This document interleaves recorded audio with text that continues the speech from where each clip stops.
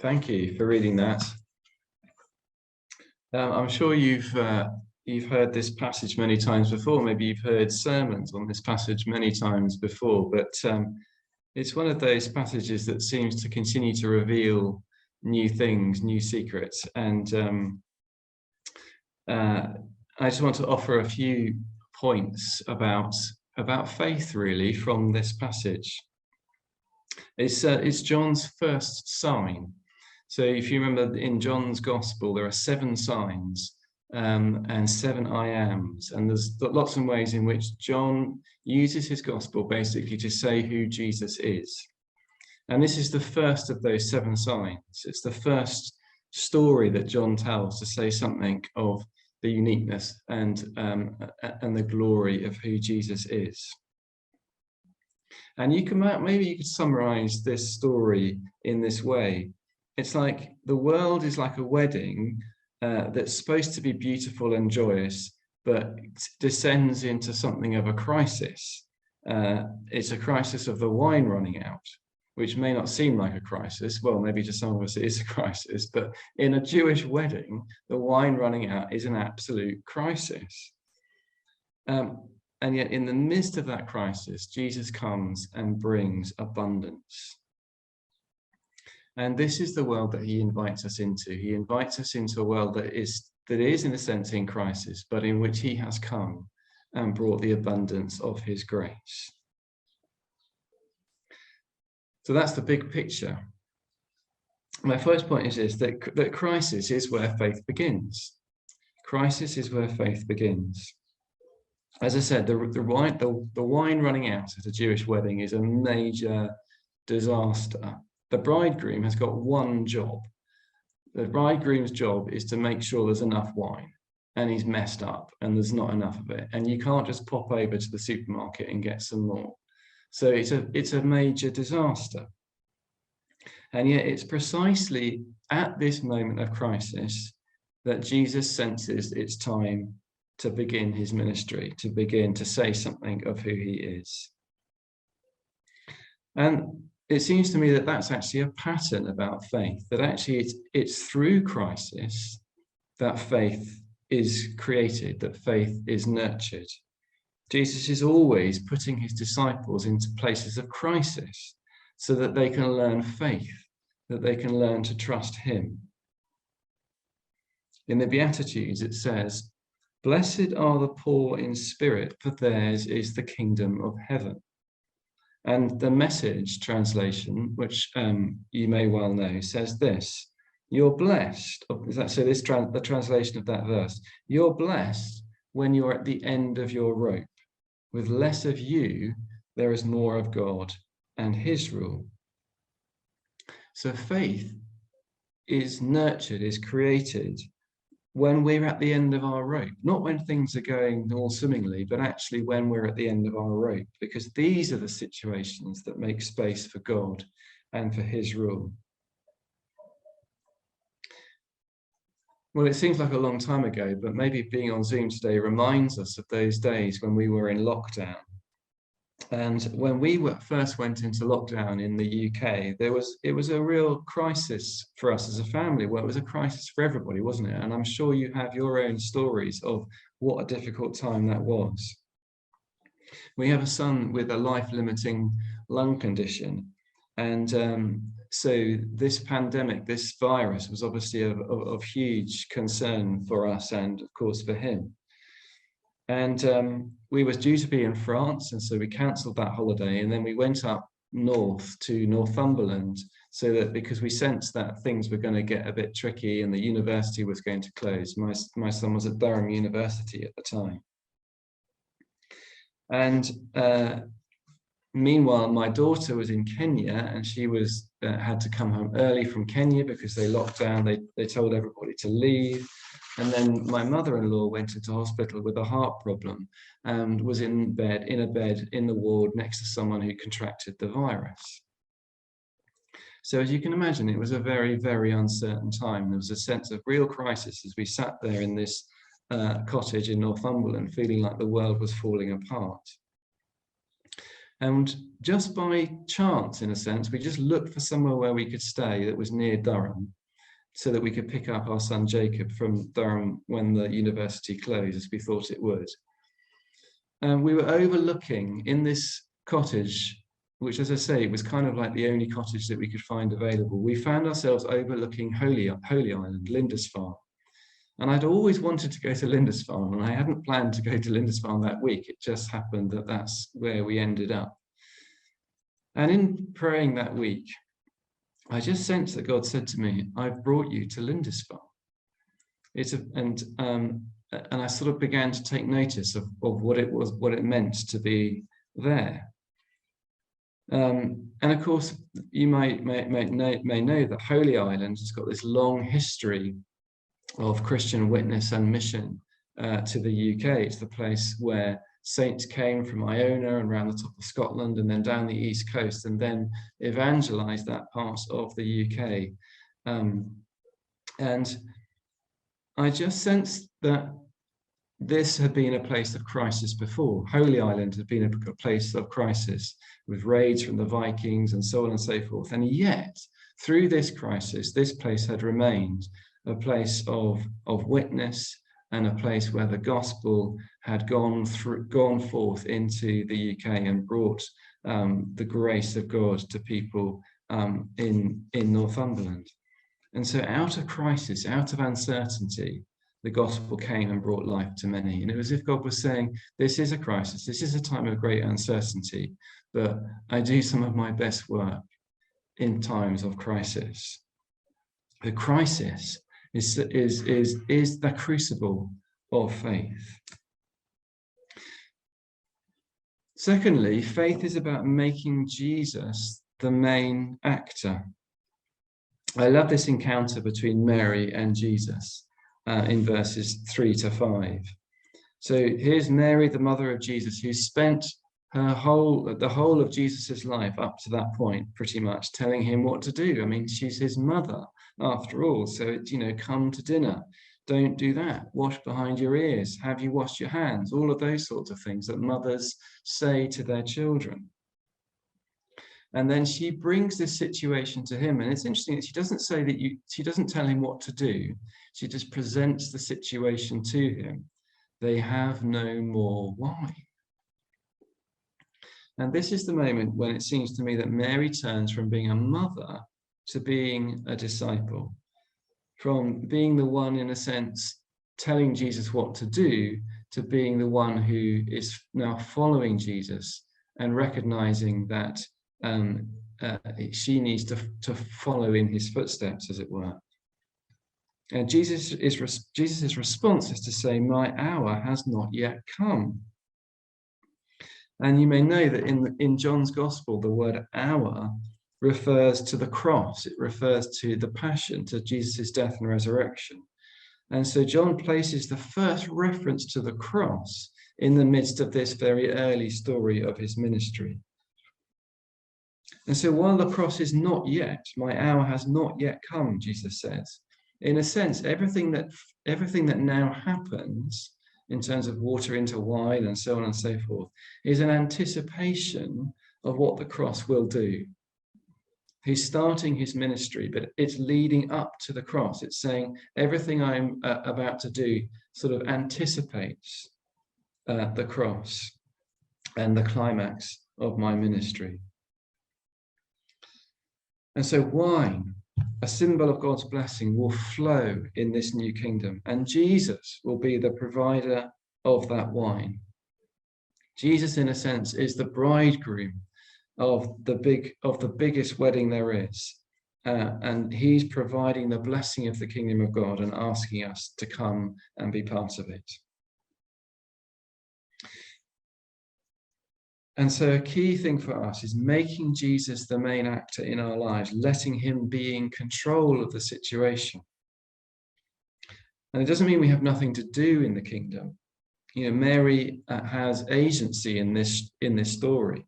She speaks to Jesus. She relays messages to the servants. She's part of what's going on. But it's very clear that Jesus is the main actor in this story.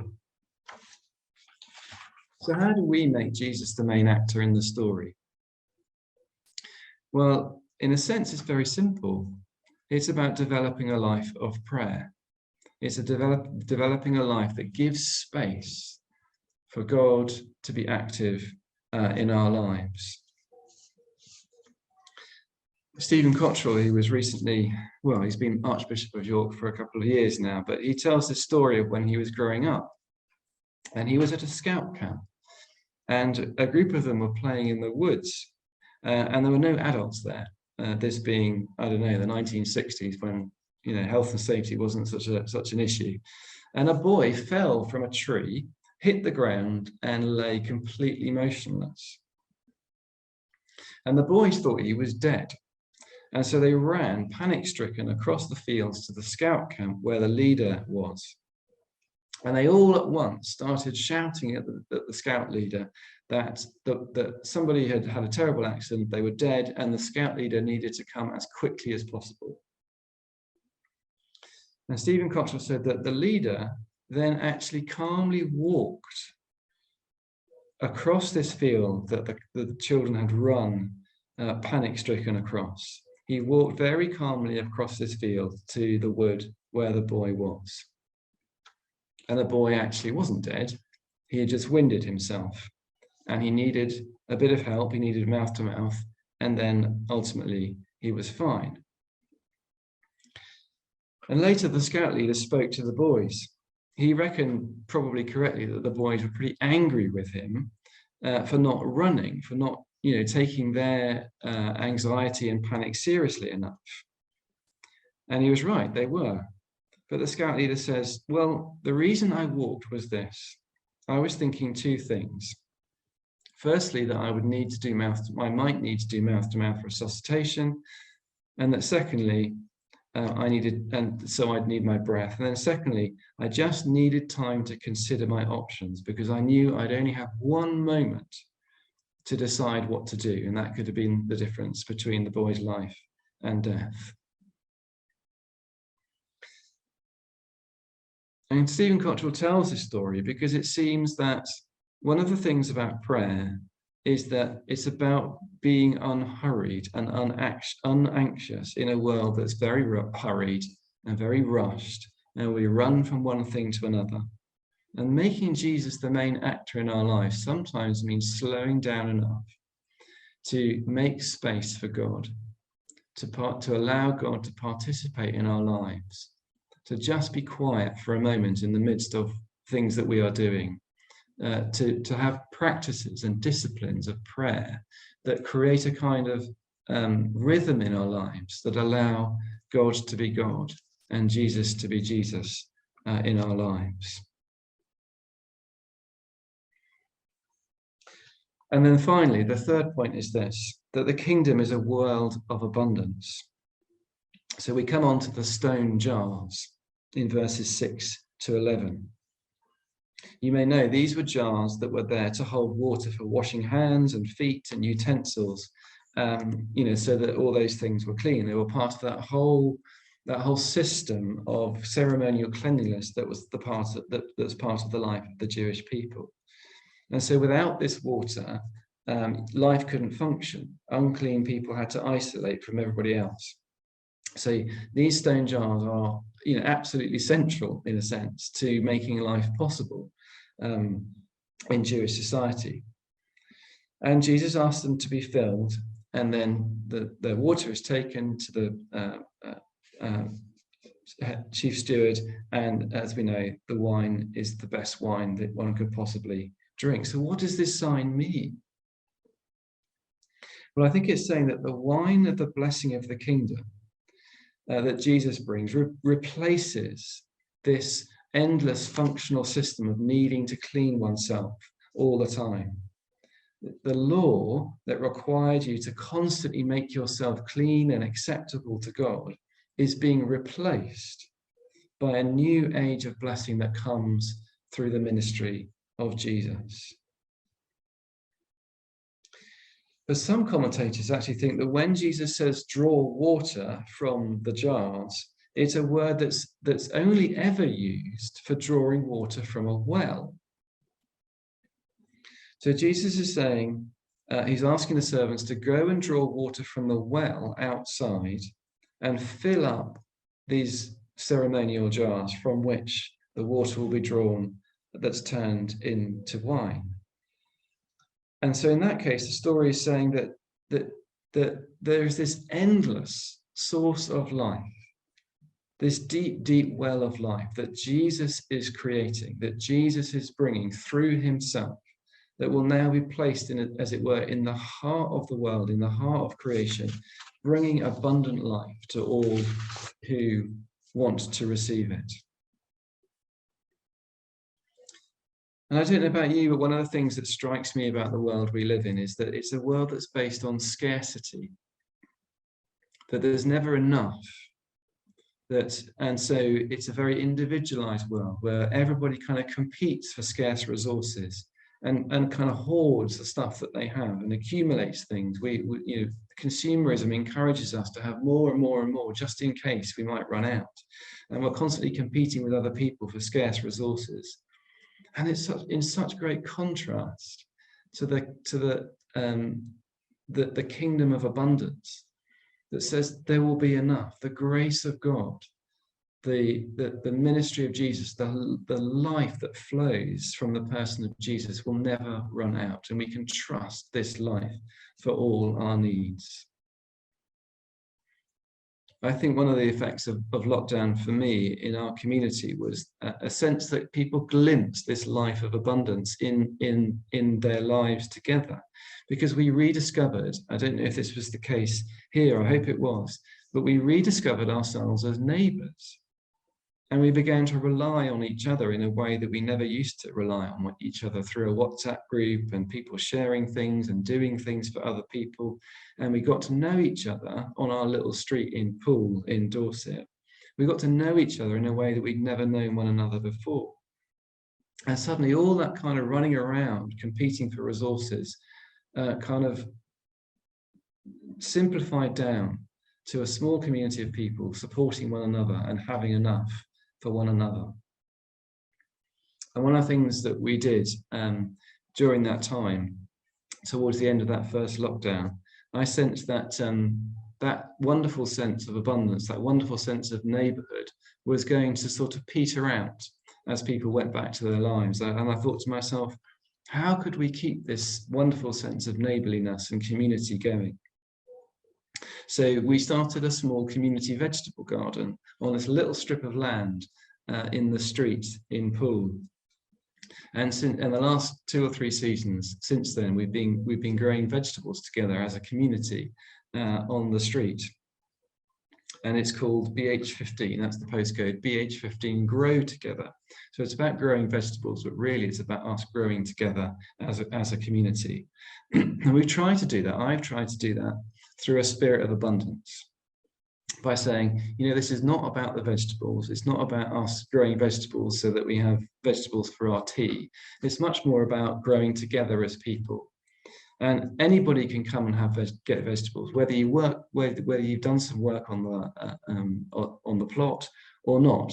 It doesn't matter. It's there for everybody. And people have sort of really got hold of this idea, and they've been happy for anybody to come and enjoy some herbs or some tomatoes or some courgettes or whatever. And somebody once, I saw somebody on the plot once, and they apologized to me because they said, "Oh, I took some mint the other day. I'm terribly sorry I took some mint, because I don't do anything on the plot. But I took some mint the other day because I needed some for my gin and tonic or something." And I said, "That's fantastic." I said, "This is here for everybody. This is here to be a blessing for the whole community. It's here to be a place where people can come and get to know each other and sense something of the goodness of creation," I think I might have said.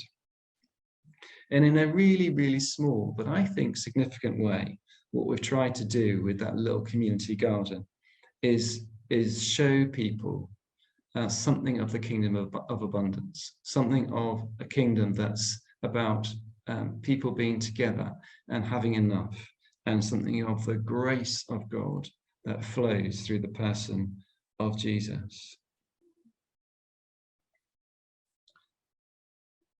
And so back to the story. It may seem like a long way from this story, But I think it's the same. I think that's demonstrated something of this story, that in a situation of crisis and uncertainty, Jesus he has founded a well of life, a flow of blessing that will never run out. And ultimately, that's what happens at the cross, that in a world of crisis and uncertainty, Jesus founds a well of life through the cross and resurrection, and that well of life will never run out. And that abundant life is there for you and for me and for us as a community and for the community around us.